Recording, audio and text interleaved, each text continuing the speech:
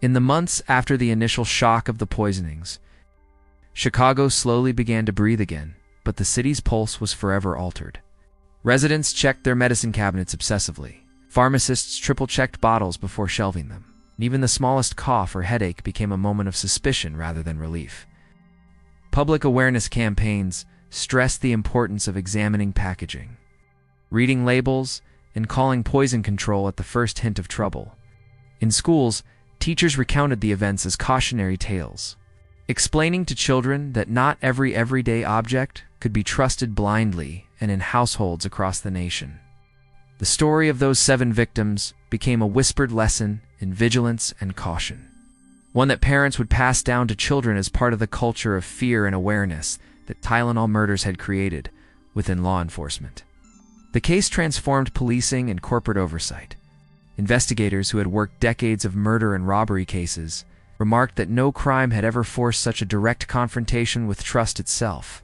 Analysts scrutinized supply chains in ways they had never done before. Retailers implemented security measures for products, from the design of caps to the physical layout of shelves. Understanding that the risk of tampering could not be ignored, this ripple effect extended nationwide. Cities across America adopted similar protocols, even for products far less deadly than cyanide-laced medicine. It was a quiet revolution in safety, born from tragedy.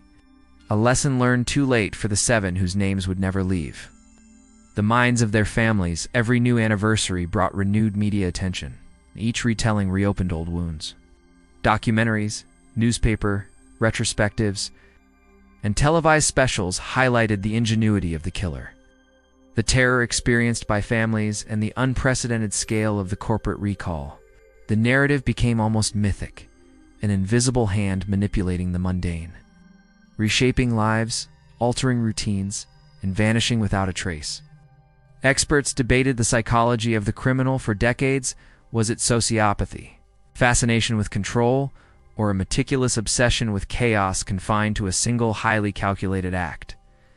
Profilers suggested that the individual possessed both patience and cunning, a mind capable of planning years in advance and executing a crime with precision, then receding into anonymity, without leaving a hint of motive beyond the act itself.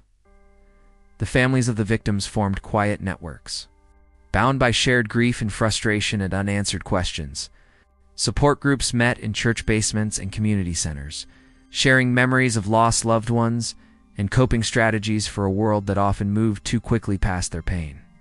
They debated whether justice was possible when the perpetrator remained unknown, and some channeled their grief into advocacy, lobbying for federal regulations on tamper-evident packaging, poison control protocols, and stricter oversight of consumer goods.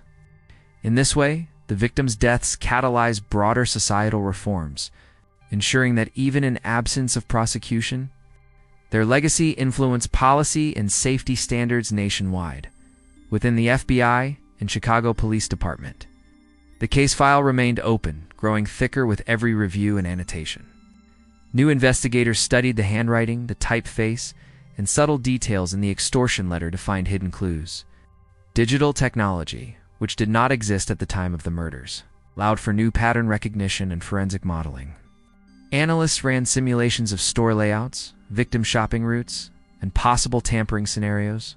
Every detail was examined, no lead dismissed, and yet the case persisted as unsolved. For every theory, there was a counterpoint. For every suspected link, there was ambiguity. Even after decades, the killer's identity remained a haunting question mark. The anonymity of the criminal also shaped public perception. Unlike more sensationalized crimes, where a face becomes iconic and a name infamous, this murderer remained faceless. A phantom in a world that thrived on identity and recognition. People speculated endlessly. A neighbor, a coworker, a disgruntled chemist, or a passing stranger with no connection to the victims.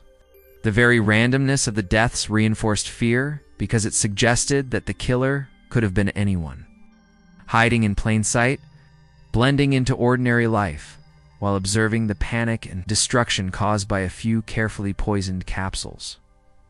In true crime circles, the case became a reference point for invisible or silent killers, a scenario where methodical intelligence rather than brute force dictated the crime.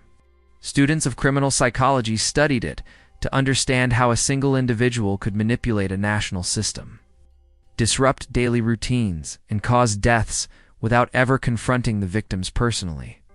The Tylenol murders became an example of crime that transcended the physical act of murder. It was about psychological control, societal impact, and the exposure of systemic vulnerabilities. It demonstrated that the deadliest threats are often those that exploit trust rather than fear. Even with every advancement in forensic science, every renewed investigation, and every public appeal, the mystery remained. Some speculated that the killer died long ago, satisfied with the terror wrought, leaving no confession. Others believed he or she lived quietly, watching the ripple effects unfold, perhaps never revealing the reasoning, the meticulous planning, or the final moments of decision-making that led to the murders. For the public, the absence of answers became part of the story, transforming the crime from a historical tragedy into a timeless cautionary tale about vigilance, trust, and human vulnerability. As the investigation dragged on, the Tylenol murders remained a blueprint for what law enforcement called perfect crimes, not because they were clever in a romantic sense, but because they revealed how ordinary systems could be weaponized. Detectives re-examined every lead: store employees who had handled bottles, delivery drivers, janitorial staff with access to shelves, and even random shoppers whose purchases might intersect with the poison capsules.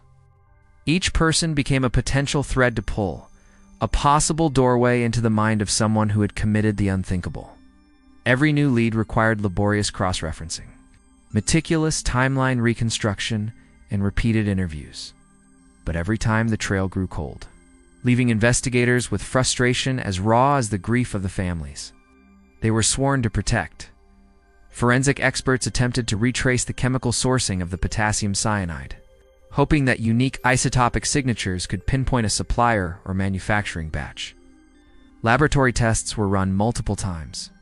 Modern analytical instruments applied to decades-old evidence, but the cyanide proved generic, widely available in industrial applications, leaving nothing conclusive.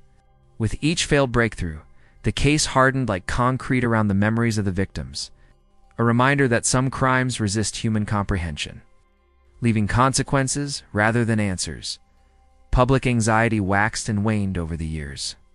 Whenever news outlets revisited the story, viewers were reminded of the invisible danger that once lurked in their medicine cabinets. Parents spoke to their children about the murders in hushed tones, emphasizing caution while maintaining the fragility of trust. Pharmacies began implementing stricter security. Tamper-evident bottles became mandatory across all medication types, and national regulations were codified to prevent similar incidents. In a sense, the killer's actions had forced systemic improvement, reshaping consumer safety standards and public awareness of personal responsibility.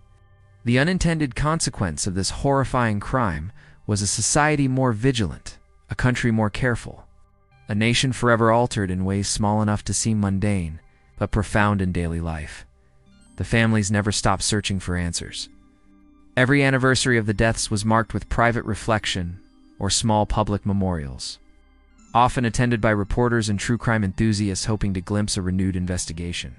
The sense of incompleteness, of questions left unanswered, weighed heavily on them.